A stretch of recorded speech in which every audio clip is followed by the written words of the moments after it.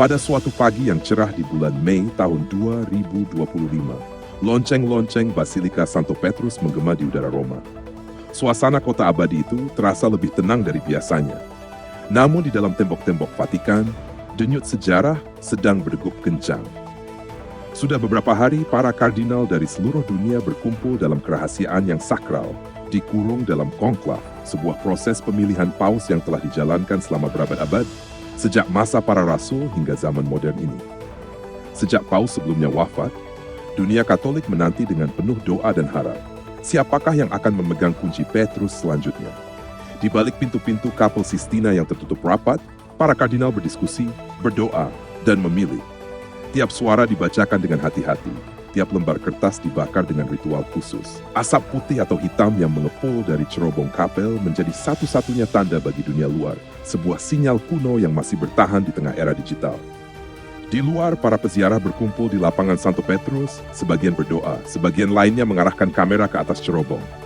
Mereka tahu, setiap kali asap muncul, dunia bisa berubah. Dan pagi itu sebuah asap putih akhirnya mengepul. Dunia menahan napas. Nama baru akan segera diumumkan. Seorang manusia biasa akan melangkah ke balkon tengah basilika dan dalam hitungan detik akan menjadi gembala bagi lebih dari 1 miliar jiwa. Habemus Papam. Namun siapakah dia?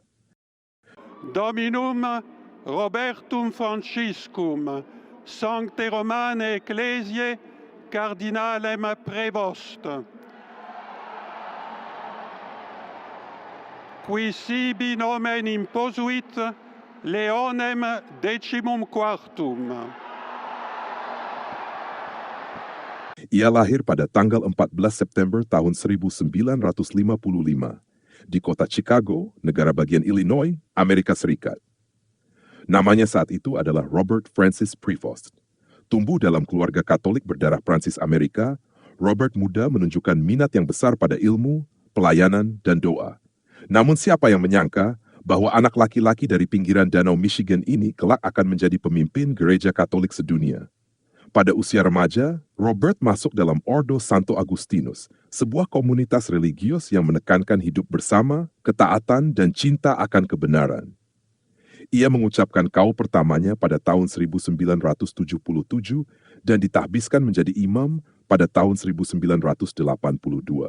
Setelah itu, pengabdiannya membawanya jauh dari tanah kelahiran hingga ke benua Amerika Selatan. Di Peru, ia tidak hanya dikenal sebagai imam, melainkan juga sebagai misionaris, guru, dan pemimpin. Ia melayani umat dengan sederhana, berjalan kaki menembus desa-desa miskin, mendengarkan pengakuan dosa dengan kesabaran, dan memperjuangkan pendidikan teologi bagi kaum muda. Tahun demi tahun, tanpa sorotan kamera, Robert membangun kepercayaan dan kasih umat. Kiprahnya sebagai pemimpin berlanjut. Ia menjadi provinsial Ordo Agustinus, lalu diangkat sebagai uskup Chiclayo, sebuah keuskupan penting di utara Peru. Di sana, Robert dikenal karena kedisiplinan moral, ketegasan doktrinal, dan perhatian pastoral yang mendalam. Dalam banyak hal, ia mencerminkan sosok gembala yang setia, tegas namun lembut, konservatif namun penuh welas asih. Pada tahun 2023, Paus Fransiskus mengangkatnya sebagai prefek dikasteri untuk para uskup, sebuah posisi penting di Vatikan yang mengawasi penunjukan para uskup di seluruh dunia. Disinilah Robert menunjukkan kemampuannya membaca zaman, mempertimbangkan latar belakang budaya, dan menjaga keseimbangan antara tradisi dan pembaruan. Lalu tibalah hari itu, hari di mana dunia menyaksikan asap putih naik dari Kapel Sistina. Ketika jendela balkon Basilika Santo Petrus terbuka dan nama Robert Francis Prevost diumumkan sebagai paus baru, banyak yang terdiam sejenak mencoba mengingat siapa dia. Namun beberapa detik kemudian tepuk tangan bergemuruh. Seorang putra dari Chicago yang telah mengabdikan hidupnya di Peru dan Vatikan, kini berdiri sebagai uskup Roma. Ia memilih nama Leo, nama yang menggemakan kebesaran para paus masa lalu, terutama Leo Agung, yang melawan invasi barbar dan mempertahankan iman ortodoks pada abad ke-5. Maka, sejak hari itu, Gereja Katolik mengenalnya sebagai Paus Leo yang ke-14. Sebelum terpilih menjadi Paus Leo yang ke-14, Robert Francis Prevost menjalani perjalanan yang penuh prestasi, tetapi juga tidak lepas dari kontroversi. Di sepanjang jalannya, ia dikenal sebagai pribadi yang tekun dan penuh dedikasi, tetapi juga menghadapi tantangan besar yang menciptakan perbincangan di kalangan umat dan pejabat gereja. Prestasi sebagai imam, Robert selalu memiliki komitmen besar terhadap pelayanan pastoral. Ketika ia ditahbiskan pada tahun 1982, ia tidak langsung menuju puncak karier. Sebaliknya, ia mengabdikan dirinya di Peru, di mana ia bekerja dengan penuh kasih dalam melayani umat di pedalaman. Salah satu prestasi terbesarnya adalah upayanya membangun pendidikan teologi bagi anak-anak muda yang tertarik untuk melayani dalam gereja. Di Peru, ia dikenal dengan pendekatannya yang sangat humanis, tidak hanya sebagai pemimpin rohani, tetapi juga sebagai seorang guru. Pada tahun 1999, ia dipilih menjadi Provinsial Ordo Agustinus, posisi yang memberinya kewenangan besar dalam mengelola banyak biara dan pusat-pusat pendidikan Agustinus di seluruh dunia. Keputusan-keputusan kebijakannya sering dianggap penuh kebijaksanaan dan menyeimbangkan antara tradisi dan inovasi. Ketika diangkat menjadi Uskup Chiclayo pada tahun 2005, ia berhasil memimpin dengan visi yang tajam. Salah satu prestasi yang menonjol adalah upayanya memperbaiki infrastruktur gereja di daerah tersebut, memperluas pengaruh gereja di kawasan yang sebelumnya cukup terpencil. Ia juga aktif memerangi kemiskinan di sekitar keuskupan dan memberikan dukungan kepada pendidikan serta pelayanan kesehatan bagi masyarakat yang membutuhkan. Pada tahun 2023, Robert diminta oleh Paus Fransiskus untuk menjabat sebagai prefek dikasteri untuk para uskup. Di posisi ini, ia menjadi salah satu tokoh penting dalam proses pemilihan dan pengawasan para uskup di seluruh dunia. Keputusannya sering dilihat sebagai langkah maju, menekankan pentingnya kesetiaan terhadap doktrin gereja, tetapi juga menunjukkan kesediaannya untuk mendengarkan suara-suara yang berbeda dalam gereja. Namun, jalan Robert tidak selalu mulus. Seiring dengan prestasinya, muncul beberapa kontroversi yang menyertai perjalanan hidupnya. Salah satunya terkait dengan penanganan kasus pelecehan seksual di keuskupannya Chiclayo. Pada tahun 2007, 2 imam yang bekerja di wilayah tersebut dilaporkan terlibat dalam pelecehan seksual terhadap anak-anak. Robert, yang saat itu menjabat sebagai uskup, dituduh tidak segera menanggapi laporan tersebut dengan tegas. Meskipun ada klaim bahwa ia akhirnya mengambil tindakan untuk memindahkan imam-imam tersebut dan melaporkan kasus tersebut kepada dikasteri ajaran iman, beberapa pihak merasa ia terlalu lambat dalam menanggapi dan tidak memberikan perlindungan cukup bagi korban.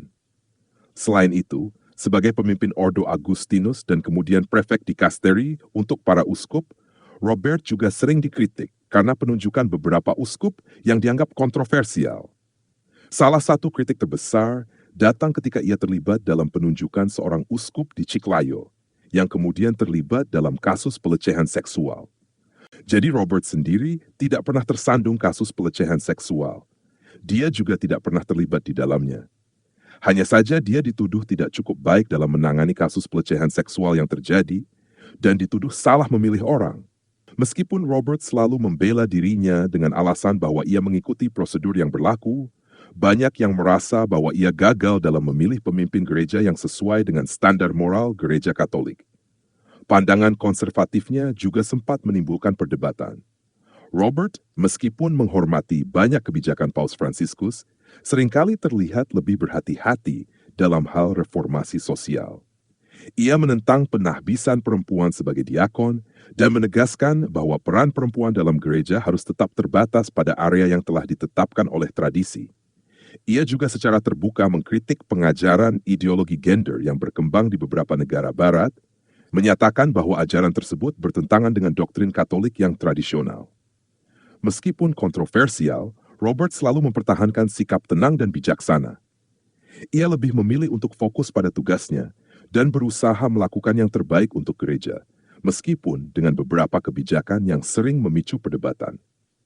Kini, setelah berbagai prestasi dan kontroversi yang mengiringinya, Robert Prevost telah terpilih sebagai Paus Leo yang ke-14. Dengan segala pengalamannya, baik yang membanggakan maupun yang diperdebatkan, ia kini memikul beban besar. Perjalanan hidupnya yang penuh tantangan dan prestasi membawa harapan baru bagi gereja Katolik, meskipun juga menjadi sorotan bagi banyak kalangan, baik dalam dan luar gereja.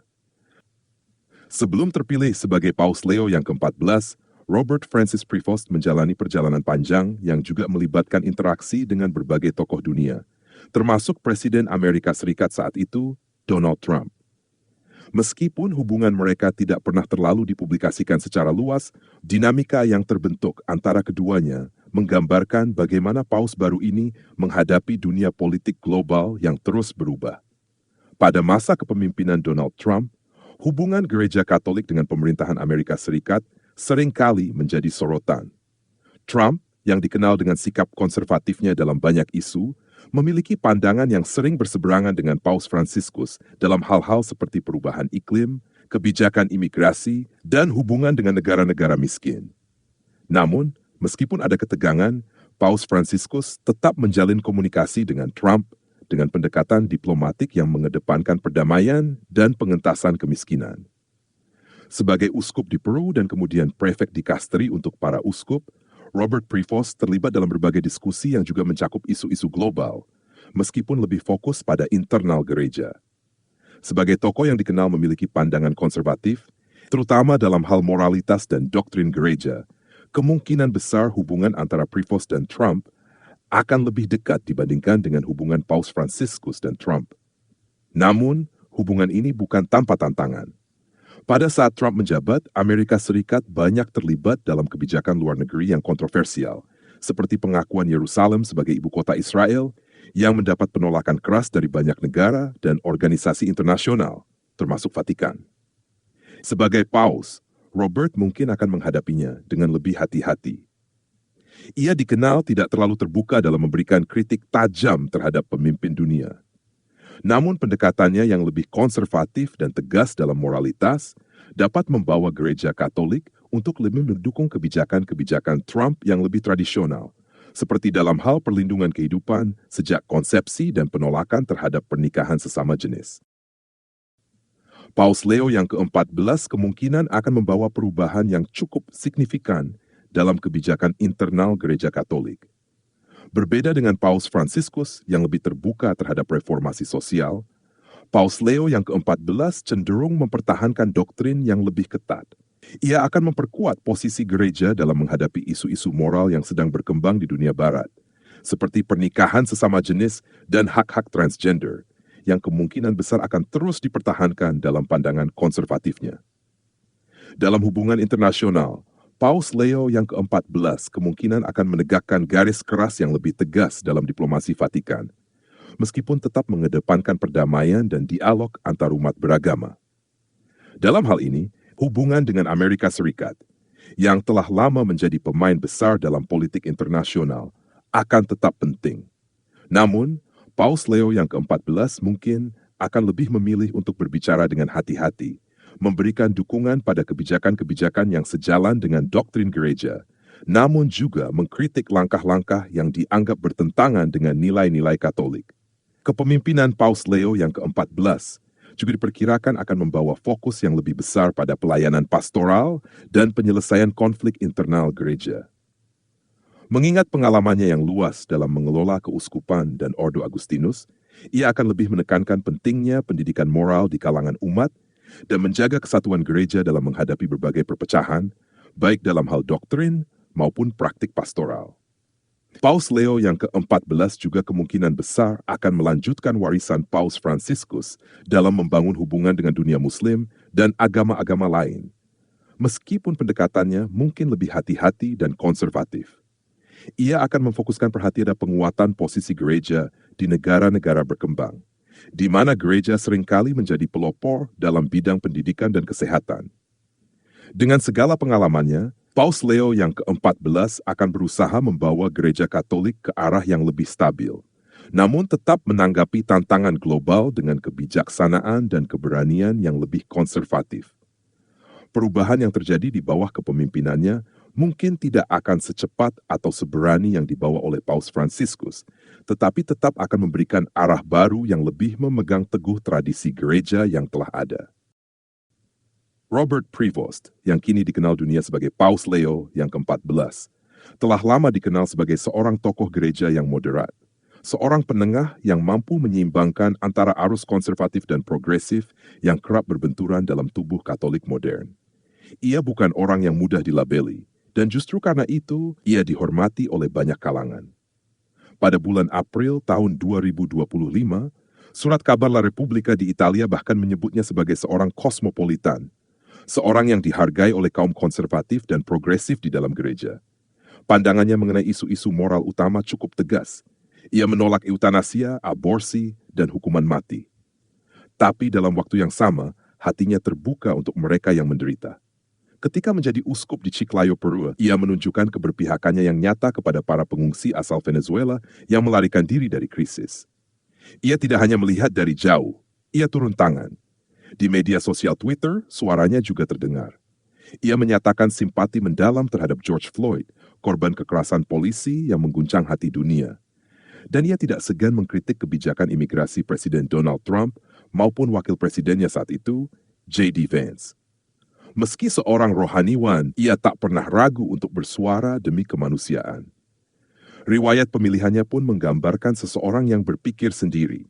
Ia tercatat pernah memberikan suara dalam pemilihan pendahuluan Demokrat pada tahun 2008 dan 2010, lalu dalam pemilihan pendahuluan Partai Republik Illinois pada tahun 2012, 2014, dan 2016.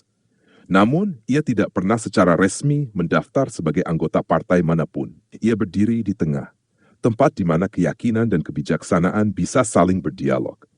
Namun, tidak semua pandangannya diterima dengan tangan terbuka. Di Peru, ia menentang keras penyusupan apa yang ia sebut sebagai ideologi gender dalam kurikulum pendidikan, dengan alasan bahwa hal tersebut mempromosikan gender yang tidak ada. Pada tahun 2012, ia juga menyuarakan keprihatinan terhadap meningkatnya penerimaan budaya populer terhadap gaya hidup homoseksual dan keluarga sesama jenis. Baginya ada batas yang tidak bisa dilampaui, setia pada Injil. Ketika Vatikan mengeluarkan Fiducia Supplicans, sebuah deklarasi mengenai kemungkinan memberkati pasangan sesama jenis, Prevost mengambil posisi yang hati-hati. Ia tidak sepenuhnya mendukung, namun juga tidak menolak. Ia menyerukan agar para uskup nasional diberi ruang untuk menerjemahkan dan menerapkan arahan tersebut sesuai konteks budaya lokal masing-masing. Soal bumi dan masa depan, ia juga bersuara lantang. Dalam sebuah seminar pada bulan November tahun 2024, ia menegaskan bahwa dominasi manusia atas alam tidak boleh menjadi bentuk tirani. Bumi bukan milik untuk ditaklukkan, melainkan untuk dijaga. Beberapa bulan sebelum pemilihannya, pada bulan Mei tahun 2023, Prevost menyampaikan bahwa tugas utama seorang uskup bukanlah mengurus administrasi, melainkan menyampaikan iman. Ia berkata, prioritas pertama adalah mengkomunikasikan keindahan iman, keindahan dan sukacita mengenal Yesus.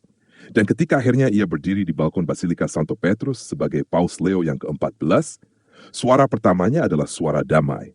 Ia menyampaikan salam dari Yesus yang bangkit, yang menyerahkan nyawanya bagi kawanan domba, membawa damai yang melucuti senjata dan dendam. Ia menegaskan Tuhan peduli padamu, Tuhan mengasihi kalian semua, dan kejahatan tidak akan menang. Dalam pidato itu, ia menyentuh tema-tema besar, Yesus sebagai terang dunia, gereja yang misioner melalui dialog, kesetiaan pada Injil, berjalan bersama dalam sinodalitas, dan kesatuan dalam menghadapi penderitaan. Ia pun menyebut Maria, bunda yang dekat, dan 2 kali menyerukan agar manusia tidak takut, sebuah gema dari pesan abadi Paus Yohanes Paulus yang kedua. Moto episkopalnya, In illo uno unum, dalam Kristus yang adalah satu, kita adalah satu, bukan hanya semboyan, melainkan harapan dan doa yang ia bawa saat mulai memimpin umat Katolik sejagat. Dunia menyambut seorang pemimpin baru bagi gereja Katolik, Robert Francis Prevost, yang kini dikenal sebagai Paus Leo yang ke-14. Penobatan ini bukan hanya bersejarah, tetapi juga syarat makna. Leo adalah paus pertama yang berasal dari Ordo Santo Agustinus dan paus kedua dari benua Amerika setelah Paus Franciscus. Ia mencatatkan sejarah sebagai paus pertama yang berasal dari Amerika Utara, serta paus pertama yang lahir di tanah Amerika Serikat. Ia juga menjadi warga negara ganda pertama, mewakili Peru dan Amerika Serikat yang duduk di takhta Petrus. Lebih dari itu, Paus Leo menjadi paus pertama dari negara berbahasa Inggris sejak Paus Adrian yang keempat pada abad ke-12. Ia pun menjadi paus pertama yang lahir setelah Perang Dunia Kedua dan merupakan paus ke-267 dalam sejarah panjang gereja Katolik. Sebuah pencapaian yang tidak hanya mencerminkan keberagaman umat Katolik di seluruh dunia, tapi juga harapan baru akan persatuan, keberanian, dan penggembalaan rohani di masa yang semakin kompleks ini. Selamat kepada Robert, Paus Leo yang ke-14, dan selamat pula kepada seluruh umat Katolik di dunia atas terpilihnya seorang pemimpin yang baru. Semoga terang Kristus senantiasa menyinari langkah-langkahnya, dan gereja semakin menjadi mercusuar harapan, kasih, dan damai bagi dunia. Habemus Papam! Kita memiliki Paus. Kalau kamu suka dengan video ini, jangan lupa like, subscribe, dan nyalain loncengnya supaya kamu gak ketinggalan konten terbaru dari kami. Sampai jumpa di video berikutnya, Tuhan memberkati, dan damai selalu menyertai kita semua.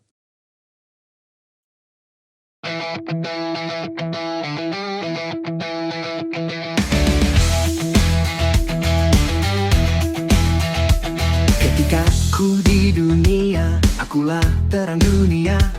Siapa yang ikut aku tidak jalan dalam gelap. Akulah terang yang telah datang ke dalam dunia. Orang yang percaya tidak hidup dalam kegelapan.